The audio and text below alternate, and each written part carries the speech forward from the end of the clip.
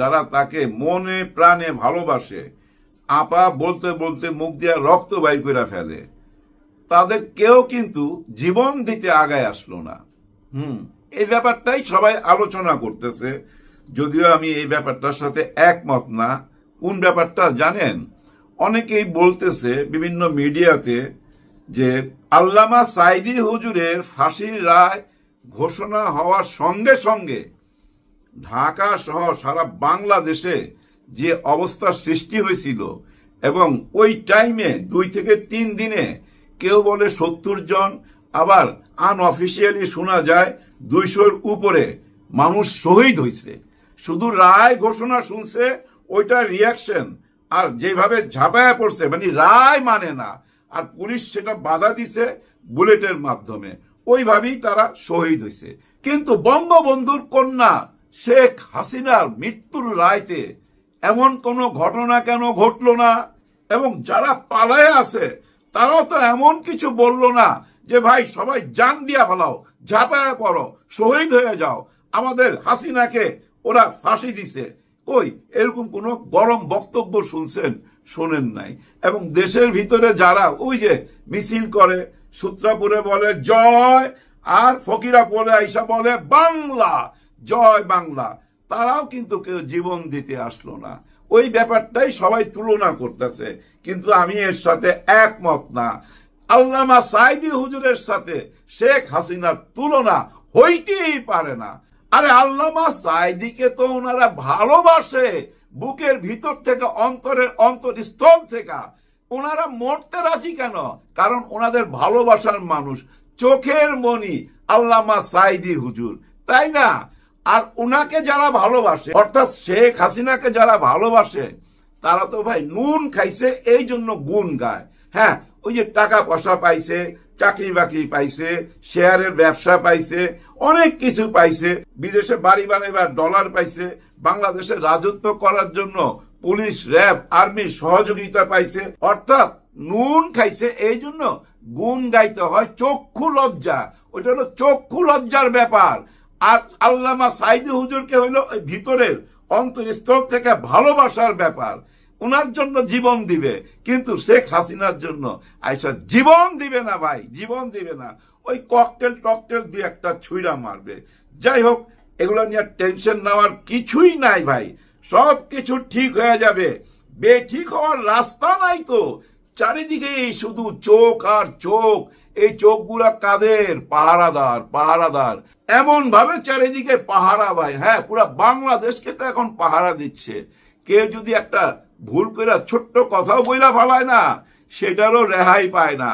ওই যে ডিসি মাসুদ সাহেব ধানমন্ডিতে একটা কথা বলছে না, কথা বইলা এখন পুরাই ধরা। ওরা শিবির, শিবির ফোর্স পাঠান, এই যে শিবির ট্যাগটা দিছিল, এটা নিয়ে কিভাবে প্রতিবাদ হইতাছে। ওনার দেখলাম একটু আগে ইন্টারভিউ, উনি বলতেছে না না আমি ওইভাবে বলতে চাই নাই, আমি আসলে বলছি ওনারা তো আমাদেরই, মানে ছাত্র শিবির তো আমাদেরই।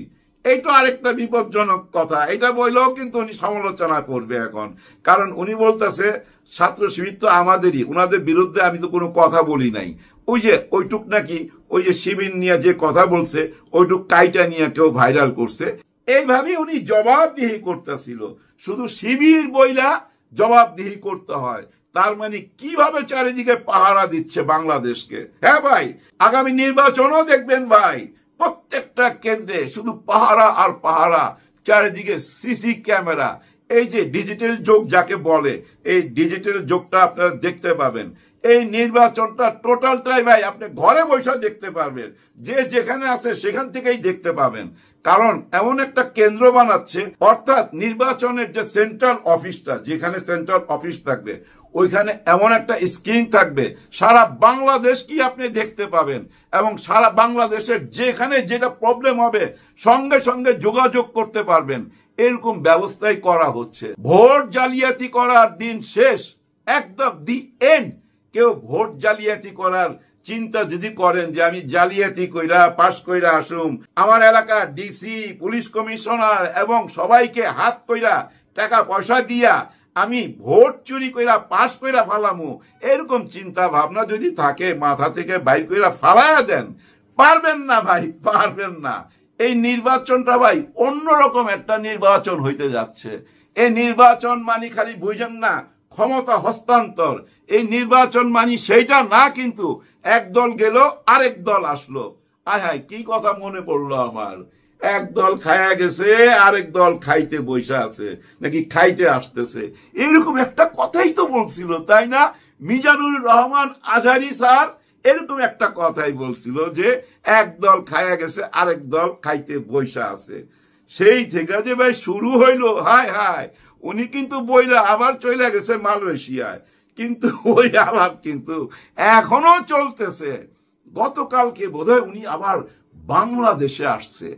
এখন আপনাদের সঙ্গে একটু গোপন কথা বলুন ভাই, হ্যাঁ গোপন কথা, এটা আমার ব্যক্তিগত চিন্তা ভাবনা, আর কিছু কিছু কানা ঘুষা শুনছি একদম ভিতর থেকে, হ্যাঁ একদম ভিতর থেকে। যাই হোক, এই অন্দরমহলে কালকে সিটিং দিছিল আজহারী হুজুর আমাদের ডাক্তার শফিকুর রহমান স্যারের সাথে, দুইজনে মুখামুখি বসছে একদম ফেস টু ফেস, ওইখানে আর কেউ ছিল না, দরজা বন্ধ। এই গোপন আলাপ কিসের, কিসের আলামত একটু বুঝার চেষ্টা করি আমরা, তাই না? হ্যাঁ, বুঝার চেষ্টা মানে কি ভাই, সোজাসুজি বইলা ফালাই উনি নির্বাচন করবে, আজহারী হুজুর নির্বাচন করবে। হ্যাঁ, এটা একটা সুখবর, আলহামদুলিল্লাহ আলহামদুলিল্লাহ। হ্যাঁ ভাই, উনি নির্বাচন করলে আমি যা খুশি হমো আমি আপনাদেরকে বুঝাইতে পারুম না। যাই হোক, উনি কোত্থেকে নির্বাচন করবে? এই গ্যান্ডেরিয়া থেকে, গ্যান্ডেরিয়ায় উনি থাকতেন, কিন্তু ওইখান থেকে কি নাকি মুরাদনগর থেকে এইটা আমি জানি না। মুরাদনগরে তো ওইখানে হেভিওয়েট একজন ক্যান্ডিডেট আছে বিএনপির, উনি কায়কোবাদ মিলন, হ্যাঁ ভাই ভালো মানুষ, উনি আছেন। কিন্তু আজহারী হুজুর যদি ওইখান থেকে নির্বাচন করে, আমার মনে হয় কায়কোবাদ সাহেব নির্বাচন করবে না, হ্যাঁ করবে না ভাই।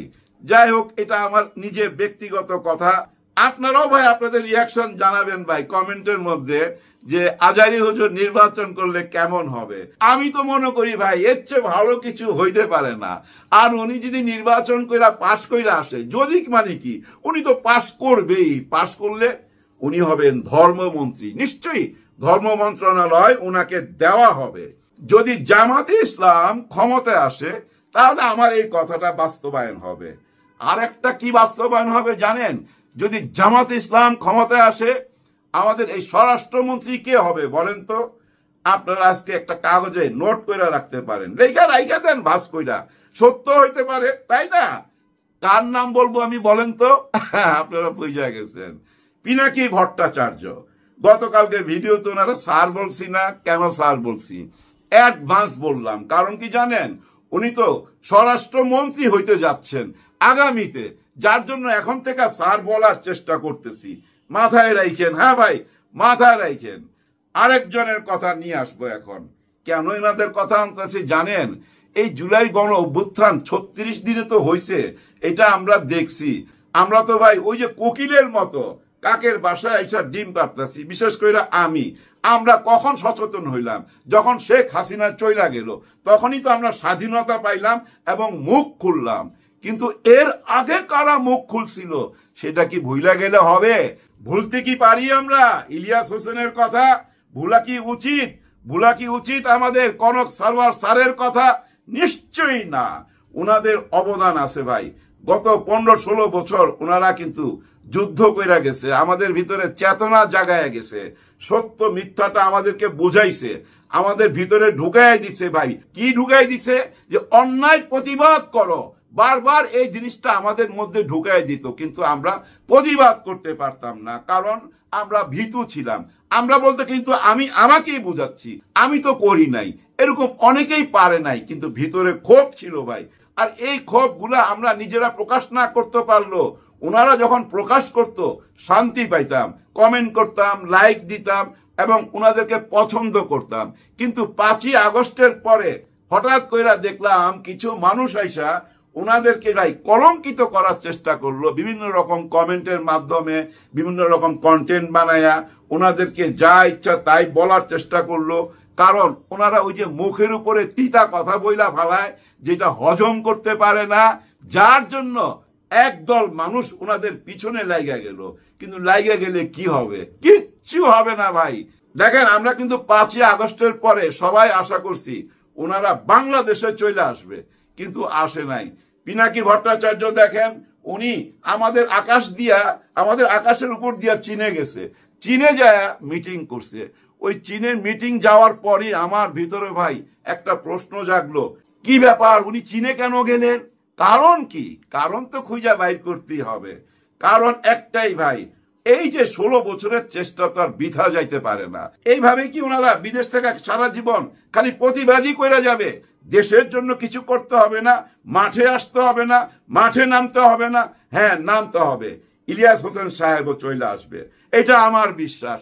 এবং উনি যদি আসে, ওনাকে কোন পদটা দেওয়া হবে জানেন? তথ্য মন্ত্রণালয় ওনাকে দেওয়া হবে, কারণ ওইটার জন্য উনি একদম 100% ফিট, ওই জায়গায় দেওয়া উচিত। দেখেন আমি এই 3টা জায়গায় 3 জনকে সেট করলাম।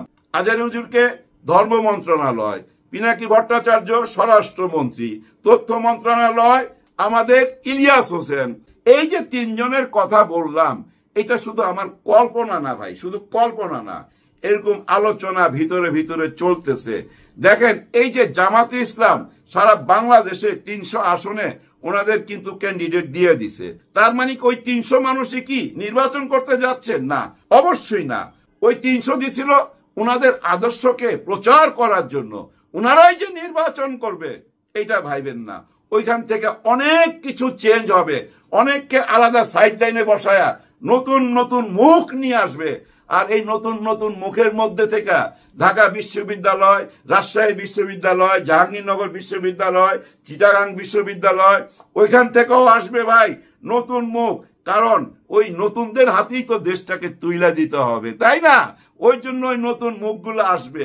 অবাক হইবেন না, কিন্তু সামনে এরকম অনেক কিছু চেঞ্জ হইতে থাকবে। কিন্তু চেঞ্জ হইল এই যে জামাতে ইসলামের যাদেরকে বাদ দিয়া আবার নতুন মুখ ঢুকাবে, যারা সাইড লাইনে চলে যাবে, তারা কিন্তু অখুশি হবে না। তারা কোনদিন তার দল বল নিয়া ওই যে দা কুদাল নিয়া হামলায়া করবে না। তারা খুশি হবে কেন?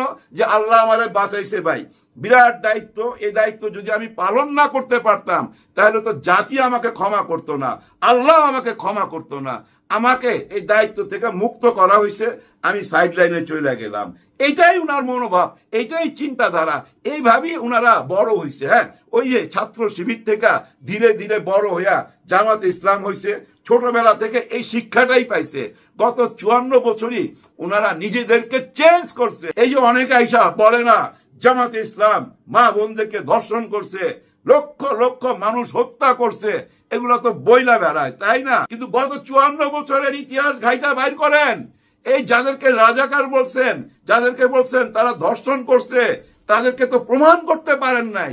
কিন্তু যেটা প্রমাণ করতে পারবো, এই গত 54 বছরে আপনারা কে কতজন ধর্ষণ করছেন, কে কাকে মারছেন, নিজেরা মারামারি কইরা কতজন মারা গেছেন। তার মানে কি স্বাধীনতার পরে এই ধরনের ঘটনা ঘটবে কেন? আরে অঘটন তো ঘটাইবার কথা তাদের, যাদেরকে আপনারা রাজাকার বলেন, স্বাধীনতার বিপক্ষে বলেন, তাদেরই তো ঘটনার কথা। কারণ দেশকে অশান্ত করে তুলতে হবে। তারা তো এই বাংলাদেশ চায় নাই, কিন্তু তারা যেভাবে চাইছে আপনারা সেইভাবে বাংলাদেশকে চাইতে পারেন নাই। বাংলাদেশকে যদি সেইভাবেই চাইতেন, স্বাধীনতার পরে কেন এত রক্ত ঝরবে? স্বাধীনতার পরে বারবার কেন অভ্যুত্থান হবে? স্বাধীনতার পরে বাংলাদেশের টাকায় বিদেশে কেন একজনের 350 বাড়ি থাকবে? আপনারা যারা গণতন্ত্রের জন্য নির্বাচন চান, নির্বাচনই একমাত্র গণতন্ত্র। এই দেশে নির্বাচিত সরকার যে কয়টা আসছে, সব কয়টার ইতিহাসের পাতা খোলেন না ভাই, খুললেই তো বুঝতে পারবেন আপনারা স্বাধীনতা রক্ষা করতে পারেন নাই। যার জন্য জনমনের ভিতরে একটা প্রশ্ন জাগছে, হায়রে যাদেরকে আমরা স্বাধীনতার বিপক্ষে বলতাম তারাই তো আজকে স্বাধীনতা রক্ষা করতেছে। এই যে 5ই আগস্টে আমাদেরকে যে নতুন বাংলাদেশ আইনা দিল, নতুন এই জন্যই কারণ এখন যা কিছু ঘটতেছে সবই তো নতুন, তাই না? 3 বারের প্রধানমন্ত্রীর গলায় ফাঁসি, এখন ওনারা দিবে কিনা এটা নিয়ে আলোচনা। আরে ওনারা দিবে কিনা এটা পরের আলোচনা, এটা নিয়ে এখন আলোচনার সময় নাই। এটা ডক্টর ইউনূস স্যারের কাছে ছাইরা দেন। ওনার মাথায় চিন্তা আছে কিভাবে আনতে হবে, কিভাবে নরম করতে হবে ভারতকে। আরে ভাই একটা জিনিস কেন ভাবেন না, ভারত যদি শেখ হাসিনাকে আর ওই কামালকে না দেয়, এখন কারণ ওরা কিন্তু অপরাধী, ওদের রায় ঘোষণা হয়ে গেছে। এখন যদি না দেয়, যদি ওরা রাইখা দেয়, তাহলে এই ভারতের সাথে বাংলাদেশের সম্পর্ক কোনোদিনই ভালো হবে না। যতদিন পর্যন্ত ওরা রাইখা দিবে ততদিন পর্যন্ত বাংলাদেশের সাথে তারা কোনো রকম বন্ধুত্ব করতে পারবে না। এই ভারত তার আশেপাশে সবাইকে হারাইছে, এখন এই বাংলাদেশকে হারাবে না। এই ভারতের জনগণই প্রতিবাদ করবে। ওদের সংসদে অলরেডি ভাই প্রতিবাদ চলতেছে এই শেখ হাসিনাকে নিয়ে। আগামীতে আরো অনেক কিছু হবে, কারণ একটাই, এই শেখ হাসিনাকে তোমরা চাও নাকি বাংলাদেশের 18 কোটি মানুষ চাও? এখন দেখেন কত বড় একটা প্রশ্ন না? এখন আপনিই বলেন, আপনি যদি ভারতবাসী হন আপনার মাথার মধ্যে কি আসবে? আরে আমি একজন ফাঁসির আসামির জন্য 18 কোটি মানুষের ভালোবাসা হারাবো? এই প্রশ্ন চলে আসবে না? এইটার জন্য আমরা অপেক্ষা করি, ওইগুলো নিয়ে চিন্তা ভাবনার কিছু নাই। আমাদের এখন একটাই টার্গেট, নির্বাচন, জাতীয় নির্বাচন আর হ্যাঁ না ভোট একই দিনে। এই ব্যাপারে জনগণকে সচেতন করতে হবে। অনেকেই বলে এই ব্যাপারটা এত জটিল, এই যে হ্যাঁ না ভোটের ব্যাপারটা এত জটিল, সাধারণ মানুষ বুঝবে না।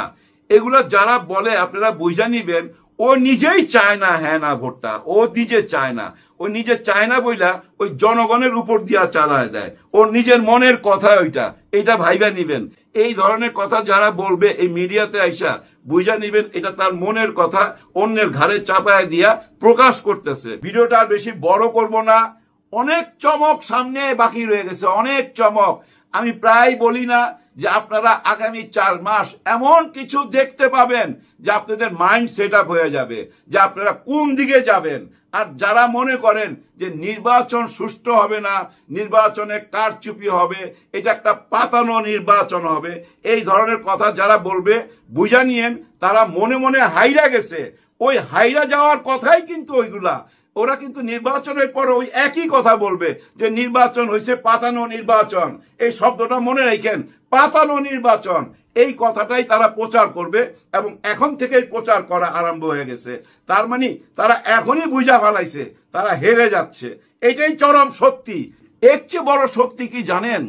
মন থেকে যদি আপনি আল্লাহর কাছে কিছু চান একদম মনের ভিতর থেকে, তখন জানেন আপনার মগজ, আপনার শরীর, আপনার রক্ত, মাংস, শিরা, উপশিরা সবকিছু আপনাকে সহযোগিতা করতে থাকে। হ্যাঁ ভাই, ভিতর থেকে একটা শক্তি আসতে থাকে, কারণ ওই যে আপনার চাওয়াটা খাঁটি, ঠিক সেইভাবেই আমরা সবাই মিলে চাইতে থাকুন আল্লাহর কাছে যে আল্লাহ আমাদেরকে সঠিক পথে নিয়ে যান, সঠিক একটা দেশ গড়ার তৌফিক দান করেন। আর আজকের ভিডিওটা শেষ করার আগে সবাই জন্য সবাই তো দোয়া চাইবই। হ্যাঁ ভাই, সবার জন্য সবাই দোয়া করবেন।